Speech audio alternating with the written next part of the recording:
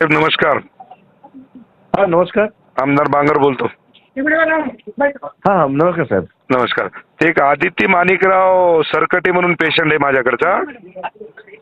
हो हो हो हो हो साहेब ते 3 लाखाचं मेडिकल आणि 2,85,000 रुपये तिचे फी फी मेडिक म्हणजे हे झालंय, बिल झालंय.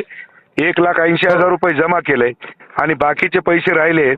तर मला वाटतं आता 10 दिवसाचे म्हणजे 6 लाख रुपये डेंग्यूच्या पेशंटला किती पद योग्य आहे हो? आता तुम्हाला माहित नाही त्याची कंडिशन. अहो कंडिशन कितीही खराब असू द्या ना हो, तिला काय अमृत पाजले का तुम्ही? 10 दिवसाचे 6 लाख रुपये कशाला म्हणतात? तुम्ही ना त्यांचा भाऊ डॉक्टर आहे. दादा मला सगळीच कल्पना आहे. माझा भाऊ MBBS MD आहे.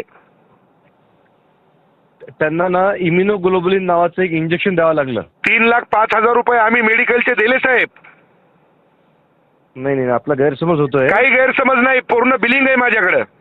हॉस्पिटलचं बिल आहे ना, एकतर मी डॉक्टर एक काम करणार तिथे ते ठरल्याप्रमाणे बिल असतं. अरे कशाचा ठरल्याप्रमाणे? अहो डॉक्टर साहेब आळ्या पडतील.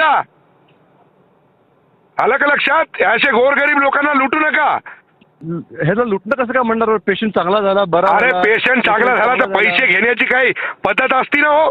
हा जे ठरलं. आता तुम्हाला कल्पनाच नाही पेशंट किती सिरियस होता. तुम्ही अहो किती पेशंट वाटतं नातेवाईकांनी मला बोलले ना, त्यांनी सांगावं की आम्ही लुटलंय किंवा आम्ही. अहो मी त्यांचा नातेवाईक आहे हो.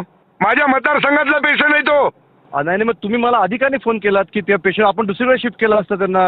अहो कुणीकडे पेशंटला शिफ्ट केलं असतं, पण ही पद्धत आहे का? अहो ज्या वेळेस दुःखाची घटना येते ना त्यावेळेस माणूस अंगावरचं सगळं. तुमचं म्हणणं काय आहे? माझं म्हणणं एवढंच आहे की ते बाकीचे जे पैसे येतात ते घेऊ नका.